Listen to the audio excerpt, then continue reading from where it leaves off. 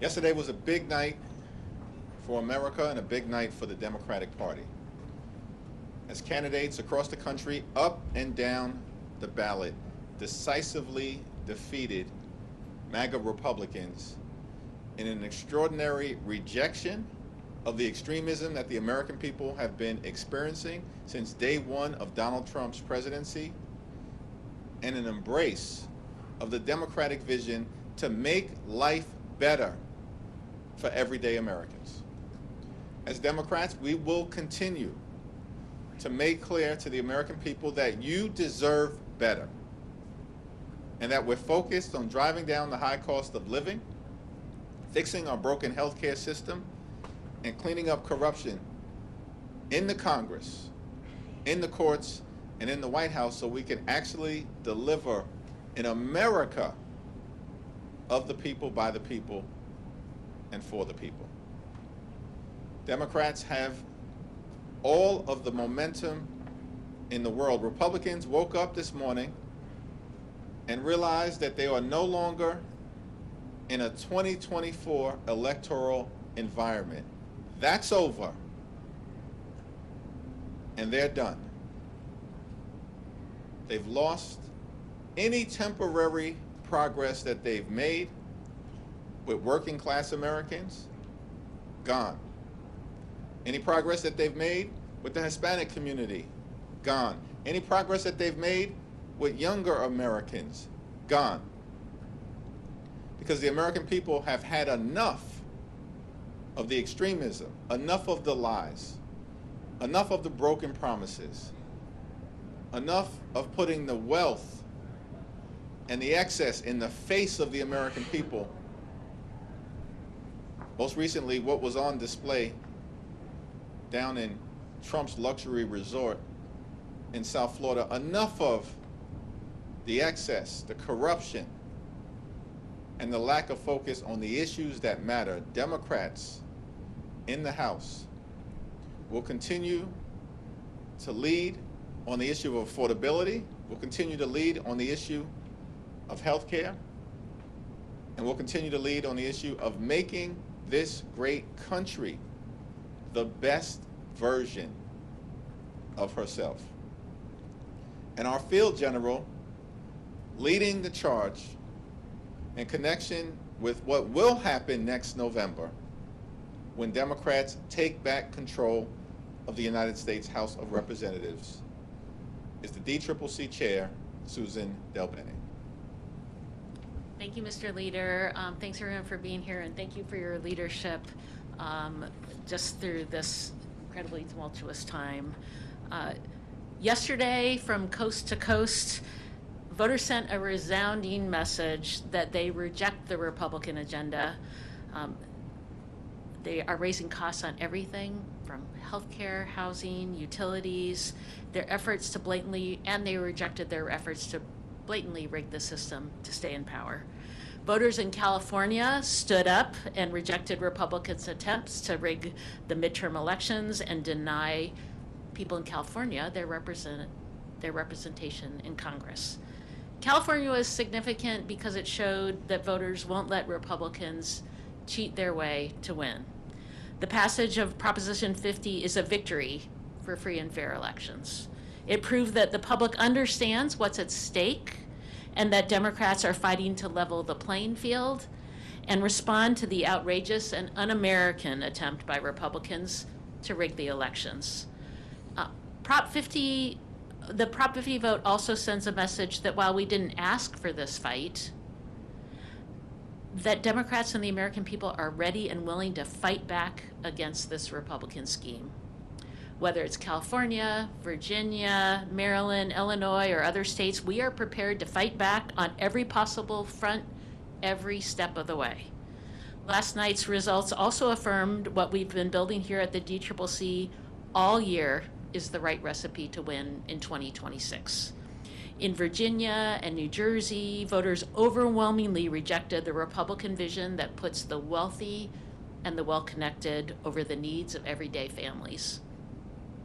It's a testament to the quality of candidates like Mikey Sherrill and Abigail Spanberger, our colleagues and now soon-to-be governors. They're both former red to blue candidates. They're former House frontline members that flipped their seats in 2018.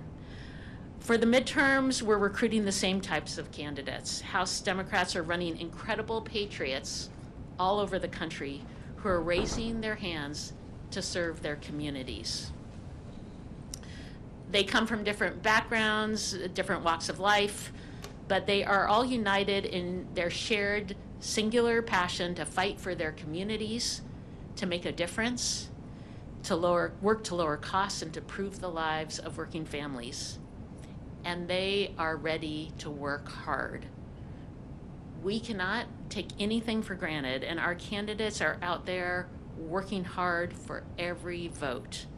Meanwhile, Republicans are only focused on how they can bend the knee to Donald Trump and rubber stamp his disastrous policies. Now, I say a lot, and I will say it again because it's true. Our great candidates are the difference. They are the ones who make the difference in our mission to take back the majority.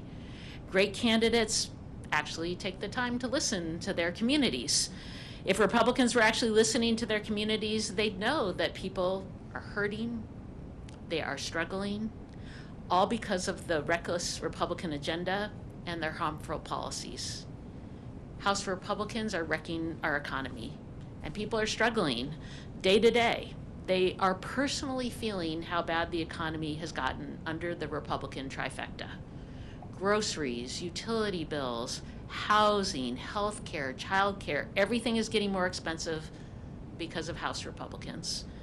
Trump and House Republicans promised on day one to lower costs, and they've broken that promise over and over and over again. It's going to cost them the House majority. All year we've been saying that Republicans are running scared, and last night showed us why. By every metric possible, we are seeing the American public sour on Republicans' disastrous record of broken promises. And it's why voters are going to reject them in the midterms. House Democrats have the better message. We have stronger candidates, more resources, and as we saw last night, a favorable political environment. The American people are with us. And that's a big, big reason why we're going to take back the majority in 2026. Thank you, and I'll open up for questions. Mariana. Through line between the success we saw in Virginia and New Jersey and also down in New York is obviously the message of affordability is one that House Democrats have been talking about throughout the year. We know that's going to be number one plank on whatever agenda you will have, but what other lessons, what other issues stood out to you all last night that will also be part of this House Democratic agenda to bring back the majority? Well, it is the number one issue, and it was the number one issue in 2024 as well. And one big reason why we overperformed in the House, picking up seats on the Democratic side, was because we had candidates talking about economic issues, talking about those pocketbook issues on the ground. And it absolutely continues to be the top issue. Like I said, housing, healthcare, childcare, energy costs, groceries, all going up because of Republican policies. And people see that, they feel that. You saw people cast their vote knowing what's happening right now. We have candidates across the country who are talking about that. So that is having great candidates talking about the issues that matter, working hard, and actually listening to people is a huge reason why we win. Affordability is definitively the decisive issue, as we saw last night, and our candidates now, governors-elect or mayors-elect, are on their way to serving the communities that they sought to represent, because they leaned in aggressively on driving down the high cost of living and addressing the affordability crisis that we have throughout America. In an environment where Donald Trump promised to lower costs on day one, but costs haven't gone down, costs are going up. Trump tariffs are making life more expensive for the American people by thousands of dollars per year, and the American people know it. Housing costs are up, child care costs are up, grocery costs are up, electricity bills are through the roof, and now throughout this 36-day Trump Republican shutdown, the American people know that for tens of millions of folks, their healthcare premiums, copays, and deductibles are about to skyrocket at levels that will make accessing a doctor unaffordable for them because of the Republican refusal to extend the Affordable Care Act tax credits. And so we're in an environment where Democrats are going to continue to lean in on lowering the high cost of living because America's too expensive right now, and continue to make clear that Republicans haven't done a damn thing to make their life more affordable. And in fact, they've done the opposite, which is to make life more expensive for working class Americans, middle class Americans, and everyday Americans. At the same time, what is also interesting is that you saw decisive Democratic victories in other parts of the country that clearly also signal the national environment that we're in. Sweeping the state Supreme Court races in Pennsylvania, a battleground state that Donald Trump just won last year. Winning down ballot statewide races in Georgia for the first time in 20 years. That's an indication of the environment and a rejection by everyday Americans of the extremism that Republicans have unleashed on the American people. And thanks to great leadership from Governor Newsroom, who's done a phenomenal job leading the Prop 50 effort side by side with the congressional delegation led by Zoe Lofgren, Pete Aguilar, and Speaker Emerita Nancy Pelosi, side by side with our partners in organized labor, side by side with the California legislative leaders. It was an all hands on deck effort to get Prop 50 over the finish line decisively. But Prop 50 didn't involve an individual name on the ballot. It was an idea that we have to stop Trump from stealing the midterm elections and give the American people the ability to decide who should actually represent them in the Congress after the 2026 midterms. Thank you, Chair. Following up on Prop 50, Republicans, they filed a lawsuit this morning in an attempt to block California's greenhouse maps. What's your reaction to the lawsuit? Does that pose any concerns to the effort to, as the leader has said, to offset some of the attempts that Republicans have made to gain what Democrats use through legislative recommendation? First, I'd say it's interesting that Donald Trump goes to the Republicans in Texas and says, give me 5 seats, and Republicans say, yes, sir, and they think that's okay. The people of California, who got to have a vote and a voice, Republicans don't think that's okay. I think that says everything about where Republicans stand. It's a frivolous lawsuit. Everything that was done in California was done consistent with the Constitution at the state level, with the United States Constitution, and with Section 2 of the Voting Rights Act. Compare that to Texas, where everything was done to undermine the Voting Rights Act and violate the Constitution, because the 5 districts that were targeted by Donald Trump and Texas Republicans were all represented by African American or Latino members. All 5 that they want to wipe out as part of their effort to rig the midterm elections. And we expect that there will be a decision sometime soon from a 3-judge panel in Texas that might conclude that what was done by Texas Republicans was unlawful. And that's very different, as Susan pointed out, than what the people decided in California to make sure that they had a fair map that we would be determined by them as individuals, citizens of California, and not Donald Trump and his MAGA extremists. You mentioned that for Democrats, the number one issue is affordability and funding limitations. For Republicans, what we saw this past yesterday was the focus on social issues, cultural issues, such as trans issues. How are you, I guess, directing candidates here on how to respond to those attacks?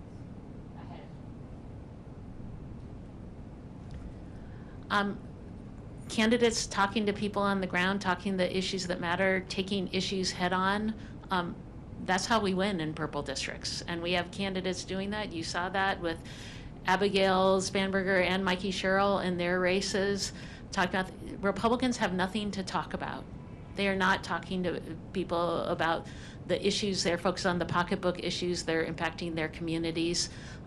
Mikey Sherrill, Abigail Spanberger, great examples, but across the board, talking about issues, taking things head on, and I think that's why their campaigns were so strong. And we saw this last cycle too, folks talking straight on to issues that Republicans were raising, talking to their communities, having authentic leaders who stand up for their communities. That's how we win. Abigail Spanberger focused on 3 issues: affordability, as it relates to housing and healthcare and utility prices. She focused on job creation in a state where Donald Trump and his administration have attacked the people of the Commonwealth of Virginia and have caused the economic growth that should otherwise be taking place to collapse, and that in fact is occurring under a Republican governor in Virginia as well. And then Abigail focused on the highest quality education for the children of the Commonwealth of Virginia. Abigail Spanberger focused on the issues that matter. Here's what Republicans did. They spent tens of millions of dollars trying to weaponize the transgender issue. It failed. And they spent tens of millions of dollars criticizing Abigail Spanberger for deeply inappropriate text messages that were sent by the Attorney General candidate, but not a dime in actually talking about what they would do for the people of Virginia, because Republicans have nothing but a failed track record and a bankruptcy of ideas. But that playbook failed spectacularly. In fact, the Democratic candidate for Attorney General won, and it wasn't even close by the standards of Virginia. 5 points, let alone Abigail Spanberger winning by 15. So this guilt by association playbook spectacularly failed because Democrats are staying focused on the issues. Bringing it to you, it was pretty controversial when the DCCC leadership got involved in primaries. There's a lot of crowded primaries for open Democratic seats right now. There's a lot of crowded primaries to take on vulnerable Republicans. There's a lot of insurgent candidates challenging incumbents. What is the DCCC's policy going to be when it comes to influencing those primaries? Our policy is the same policy we've had since I've been chair. You know, we have great candidates running, sometimes multiple great candidates running in primaries, and they are going to work hard to earn support in their communities to differentiate themselves. We have, in a small number of cases, gotten involved. Janelle Bynum, one example last cycle, where we were involved in her primary in conjunction with, delegation, many folks supporting her campaign. But, in most of these cases, the voters are going to have a decision on who the primary candidate is going to be.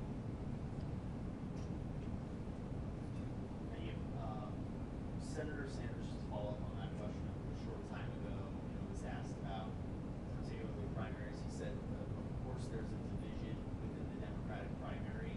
How do you guys think about some of these competitive primaries when it comes to trying to put forward a unified message going ahead?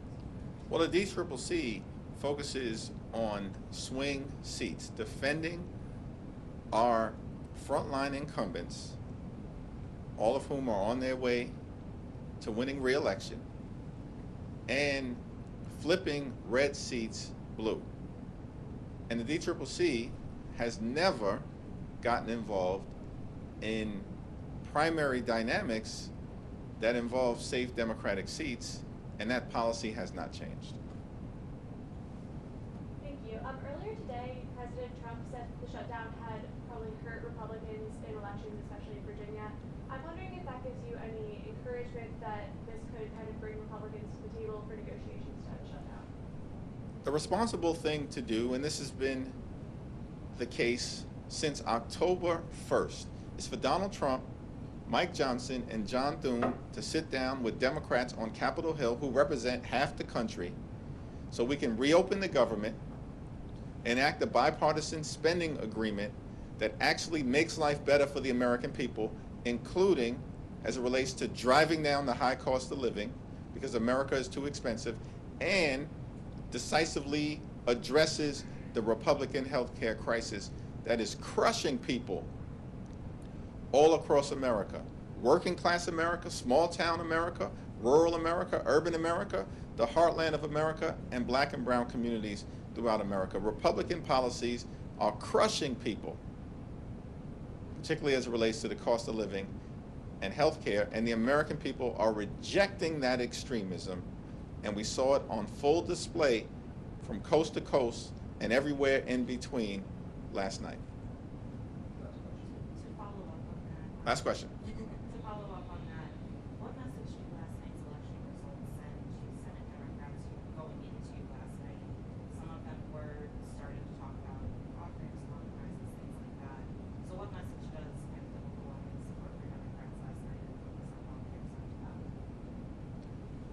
Well, we've said from the very beginning that we will consider anything in good faith that emerges from the Senate that is bipartisan in nature, that reopens the government, that decisively addresses the Republican health care crisis, particularly as it relates to extending the Affordable Care Act tax credits, and that actually involves a spending bill that makes life better for the American people, not worse, which is why we have continued to maintain, and Senate Democrats have shown great leadership, led by Chuck Schumer, that we will not support a partisan Republican spending bill that continues to gut the health care of the American people. That was our position in September, that's been our position throughout October, and it remains our position in November. Thank you.